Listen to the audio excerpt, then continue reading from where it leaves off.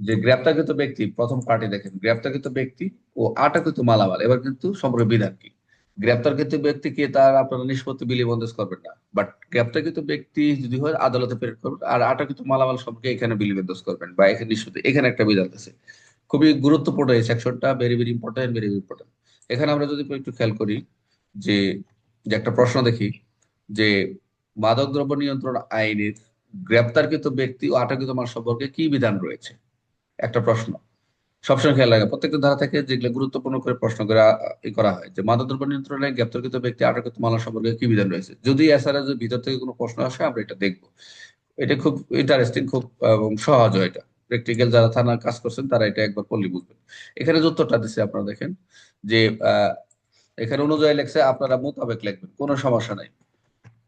নিজের মতো নিজেকে লিখবেন মোতাবেক। মাদকদ্রব্য নিয়ন্ত্রণ আইন 2000, সরি 2018 এর সঙ্গে 2020 সংশোধনী 29 ধারার 29 ধারা মোতাবেক মহাপরিচালক বা তার নিকটে, এই কথাটা বারবার আসছে যে মহাপরিচালক বা তার নিকটিত ক্ষমতা অফিসার, এখানে একটু যাই আমরা। হুম, আচ্ছা, কই রাখলাম। আচ্ছা, তারপর হচ্ছে কোন অফিসার যদি কোনো ব্যক্তি গ্রেপ্তার করেন, মনোযোগ দেন, একটু প্র্যাকটিক্যাল দেখেন। কোন অফিসার যদি কোনো ব্যক্তি গ্রেপ্তার করেন বা অন্য কোনো বস্তু আটক করেন, একটা হচ্ছে আসামি কোনো বস্তু আটক করেন, তবে অনতি বিলম্বে গ্রেপ্তারকৃত আটককৃত সংশ্লিষ্ট থানার ভারপ্রাপ্ত অফিসার অথবা নিকটস্থ ক্ষমতা অফিসারকে প্রেরণ করবেন। আমরা যখন কোনো আসামি ধরি, আলামত পাই, সরাসরি এরপর কি করি, আমরা সরাসরি ওই ঘটনাস্থল থেকে কিন্তু কোর্টে প্রেরণ করি না। আমরা বলছি সংশ্লিষ্ট নিকটস্থ ক্ষমতাবর্তী অফিসার প্রেরণ করেন। যারা মাদকদ্রব্য অধিদপ্তর অফিসার তারাও কি করে, আসামি ধরে তারাও কি করে দ্রুত ওই যে মামলা টামলা রেডি করে তারা সংশ্লিষ্ট থানায় প্রেরণ করে, র্যাব তাই করে। তাহলে এই প্রাপ্ত অফিসার যিনি প্রাপ্ত হয়, ও যত শীঘ্র সম্ভব আইনানুগ ব্যবস্থা গ্রহণ করবেন, যেটা মামলার কথা বলতেছে। যদি আটককৃত মাদকদ্রব্য মালামাল পরিমাণ অত্যধিক হয়, দেখা গেছে আমরা এরকম পাইছি যেটা এক ট্রাক আলু নিয়ে যাচ্ছে, ওর ভিতরে আহ, এক বস্তা ফেনসিডিল পাওয়া গেছে, তাহলে এই যে পরিমাণ অত্যধিক মাদক, এটাও একটা অত্যধিক। তারপর হচ্ছে গাঁজার বস্তা পাওয়া গেছে, অথবা আপনার বাংলা মদ পাওয়া গেছে, যেরকম হয়, অথবা এই ট্রাকটা এখন এই এটা কি করবে, অতি মূল্যবান, থানায় জায়গা নাই, ঝুঁকিবহুল। এখন তদন্ত কি করবে, এই অতি মূল্যবান, সংরক্ষণে অসুবিধাজনক, ঝুঁকিবহুল, এইসব কারণ উল্লেখ করে আদালতে দ্রুত একটা কি লিখবেন, একটা প্রতিবেদন দিবেন যে দ্রুত এটা আমাদের অপসারণ করা দরকার। এটা যে কোনো সময় নষ্ট হয়ে যাবে, এটা পচনশীল, দ্রুত এটা বিক্রি করে দিয়ে সরকারের করে টাকা জমা দেওয়ার জন্য আবেদন করবে। তবে তদন্তকারী অফিসার 31 সময় আদালতের অনুমতি কমে, যে দেখছেন, তবে তদন্তকারী অফিসার 31 সময় আদালত অনুমতি কমে উপযুক্ত নমুনা, অর্থাৎ এখানে এই যে মালগুলা পেলেন, আপনি ফেন্সিডিল পান, ইয়াবা পান, গাঁজা পান, মাদক দ্রব্য যা পান, এগুলা পরিমাণ যতটুকু নমুনা রাখা দরকার, বা 10 লক্ষ ইয়াবিস পাইছেন আপনি, 1,000 পিস নমুনা রাখলেন, আপনার যত পরিমাণ বেশি হবে তত তার চেয়ে যতটুকু দরকার রাখা, বা 10 পিস 5 পিস আপনি যত রাখলেন নমুনা, প্রমাণ সংরক্ষণ, কারণ হচ্ছে এগুলো বিচারিক কার্যে প্রমাণ সংরক্ষণ করবে, এগুলো আবার পরীক্ষা করে পরবর্তীতে কার্যক্রম আছে। এই জন্য নমুনা প্রমাণ সংগ্রহ বিচার করে কার্যের। আস্তে আস্তে আস্তে যে অবশিষ্ট অংশ বিধি অনুযায়ী, ওই যে অবশিষ্ট যা থাকবে 10 লাখ টাকা 20 লাখ টাকা, এগুলো কি করবে, হস্তান্তর করবেন, ধ্বংস করবেন বা বিলি বন্দোবস্ত করবেন।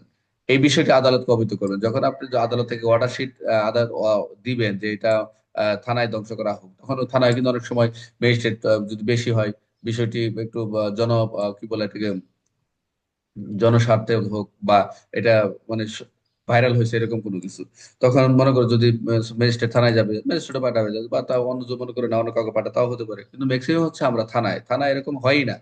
এই ধ্বংসের ক্ষেত্রে খুব রেয়ার, কিন্তু আমরা এই কোর্টে এই ধরনের ধ্বংসের ব্যবস্থা করা ম্যাক্সিমাম ক্ষেত্রে যতই হোক। তাহলে জরুরি প্রয়োজনে বহন অযোগ্য হলে, এই যে আরেকটা বলছে যে যে বিষয়টি যদি জরুরি প্রয়োজনে বহনে যদি অযোগ্য হয়, যে কোর্টে নেওয়া যাচ্ছে না, তো থানায় করবে। ঠিক আছে, আমি যখন তেজগাঁথা ছিলাম তখন একটা ধ্বংস করছিল এই যে ট্রাক থেকে, তখন ওই যে পেঁয়াজ নষ্ট হয়ে যাচ্ছে দ্রুত, এটা ওই পার্টি ডেকে এনে এটা নিলাম করে ওখান থেকে পরে টাকা সরকার সরকার দেওয়া হয়েছিল। তা আদালতের অনুমতি ছাড়াও উপযুক্ত, আবার ছাড়াও উপযুক্ত প্রমাণ সংগ্রহ করে তাৎক্ষণিক বিলিবন্দিত করা যেতে পারে। তো এটা হচ্ছে কখন, যখন বহন অযোগ্য হয়, আদালত অনুমতি ছাড়াও, কিন্তু পরে করে আদালতকে জানানো হয়। আর অনুমতি ছাড়া বলতে ওরকম কথাটা ওরকম নাই, কিন্তু অবশ্যই অফিসার ইনচার্জ যে দায়িত্ব থাকেন তারা অবশ্যই তাদের সাথে কোঅর্ডিনেশন রাখেন। তাহলে এই ছিল মোটামুটি 29-29 প্রশ্নটা ছিল মাদক দ্রব্য নিয়ন্ত্রণে গ্রেপ্তারকৃত ব্যক্তি, যদি ব্যক্তি আটককৃত মালামাল হয় তাহলে সেই ক্ষেত্রে বিলি বন্দোবস্ত হচ্ছে 29। আর যদি 28-এ পাইছে, কিন্তু আমরা কিন্তু গ্রেপ্তারকৃত ব্যক্তির কথা না, সেটা শুধু শুধু পাইছি কি আমরা, বাজেয়াপ্তযোগ্য বস্তুগুলো কি কি, শুধু মালামালের কথা বলছে বিলি বন্দোবস্ত। ওইটা মহাপরিচালক করবে, মনে করতে পারেন, অথবা অন্য সংস্থা হলে আহ আদালতও করবেন, বাট এটা কিন্তু সরাসরি আপনার কথা যে আপনি কি কি করবেন। এখানে যদি আমরা যাই, একটু যাই, যদি এটা একটু দেখি।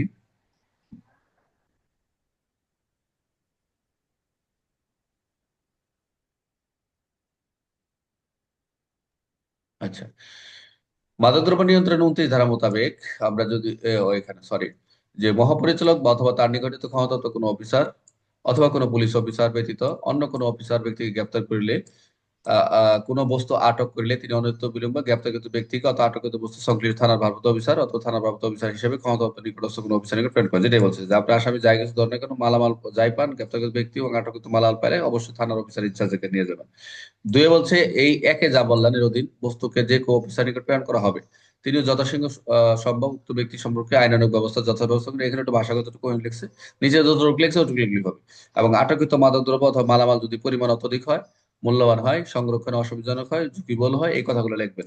তাহলে তদন্তকারী অফিসার একত্রিশ সময় আদালতের অনুমতিক্রমে মাদকদ্রব্য অথবা মালামালের যত নমুনা ও প্রমাণ সংগ্রহ পূর্ব অবশিষ্ট মাদকদ্রব্য অথবা মালামালের বিধি নির্ধারিত পদ্ধতি হস্তান্তর, ধ্বংস অথবা যে কোনো প্রকার বিলিবন্দিত করতে পারবে এবং বিষয়টি আদালতকে অবহিত করবেন।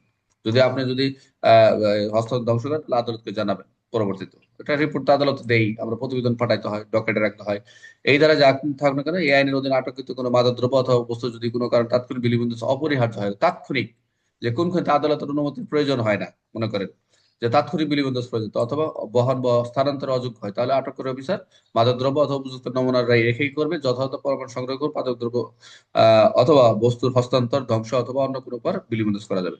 অর্থাৎ যদি তাৎক্ষণিক প্রয়োজন তবুও আপনি কি করবেন, এটা আমরা ধ্বংস বিলিবন্দিত করতে পারবেন। পরবর্তী আদালতে কি করতে হবে, অবশ্যই আপনাকে একটা প্রতিবেদন দিতে হবে, যেটা আমরা করি। অবশ্যই সবসময় খেয়াল রাখবেন আদালতের সাথে সম্পৃক্ত যে বিষয়, আগেও অনুমতি নিবেন, পরে যে কার্যক্রম করলেন, পরবর্তী আগেও যখন অনুমতি নিলেন আদালতকে জানাইলেন, প্রতিবেদন দিলেন, অবহিত করলেন, এবং কার্যক্রম শেষেও কিন্তু একটা আদালতকে অবহিত দিতে হবে। আর মামলার সাথে সংশ্লিষ্ট হলে তো কথাই নেই, সেটা ডকেটে যাবেই। এই হলো 29, কে বোঝেন নাই?